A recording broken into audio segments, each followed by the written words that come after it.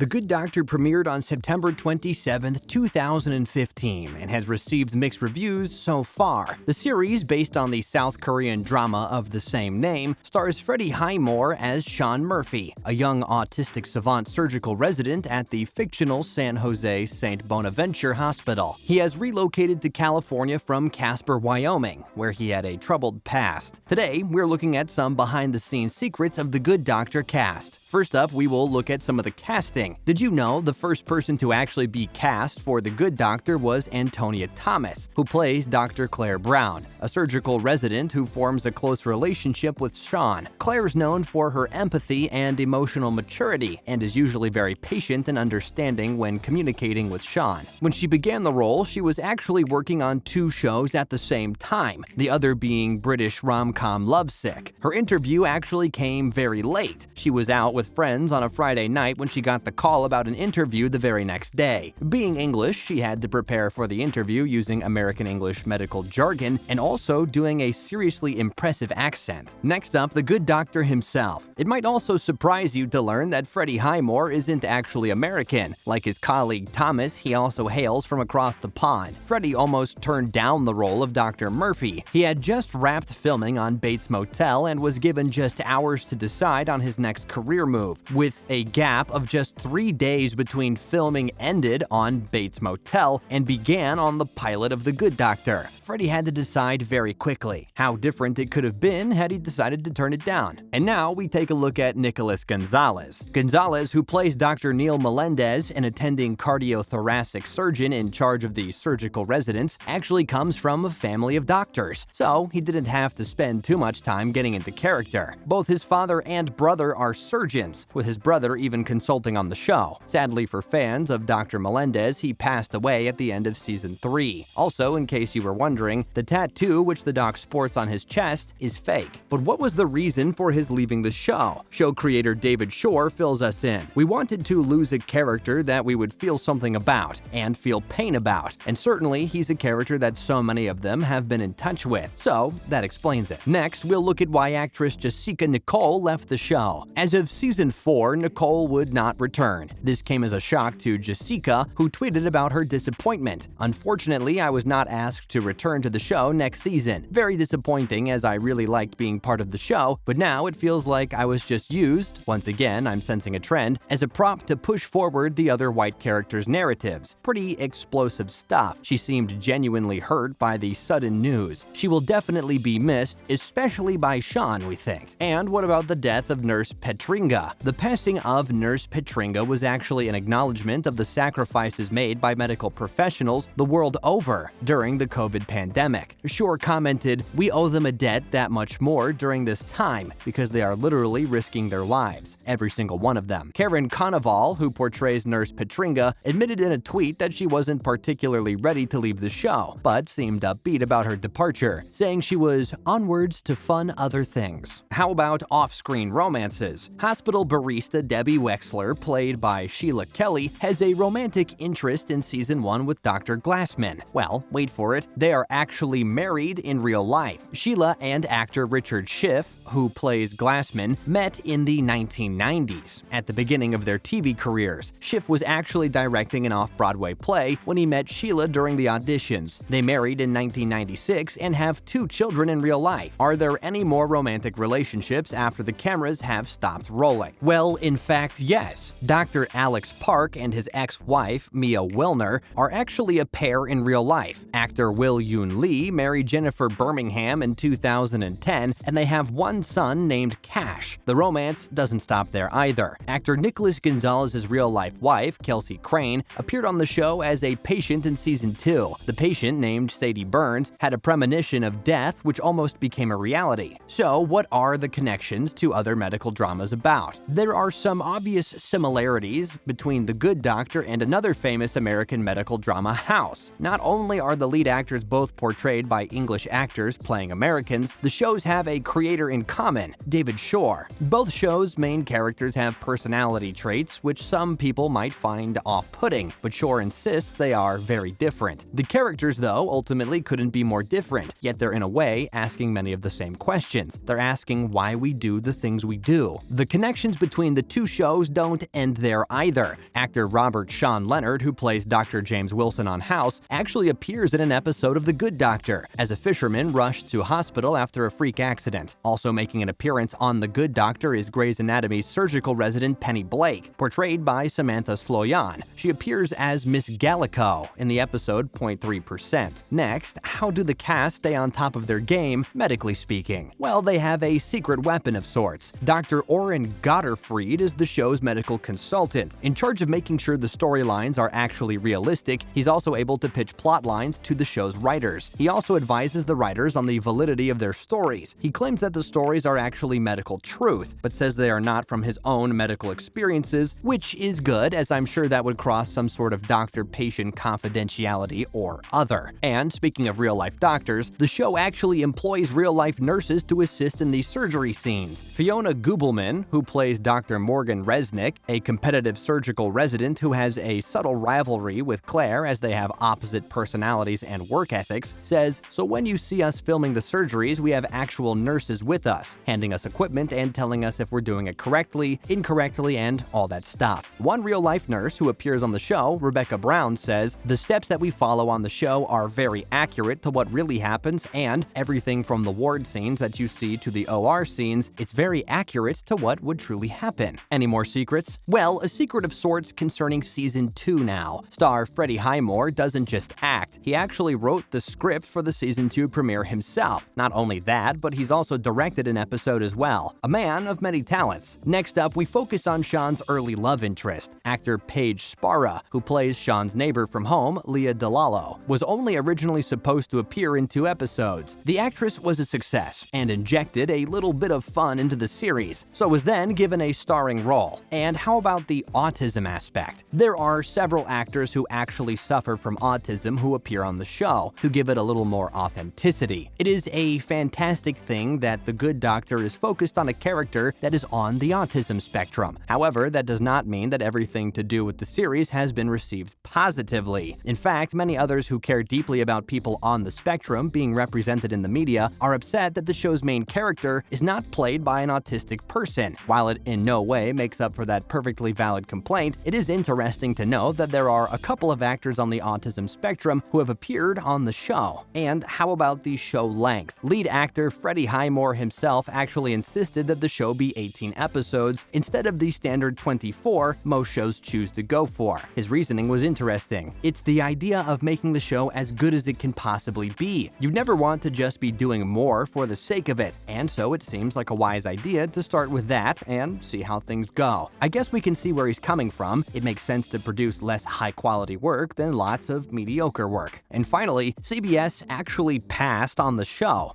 Being a network head seems great, right? They obviously make a lot of money and get to greenlight the shows they're interested in. However, the idea of losing sleep at night because of worrying about passing on a show that would go on to be a hit seems like a real downside. Someone at CBS must be losing a lot of sleep over The Good Doctor. CBS Network began developing The Good Doctor in 2014 and even planned to air the show starting in 2015, but then opted to not pick the series up. All too happy to take advantage of CBS letting the show slip away, ABC stepped in and now has a huge hit on its hands. What do you guys think about the show? As always, feel free to leave your comments down below, and remember to tune in next time. Thanks, guys.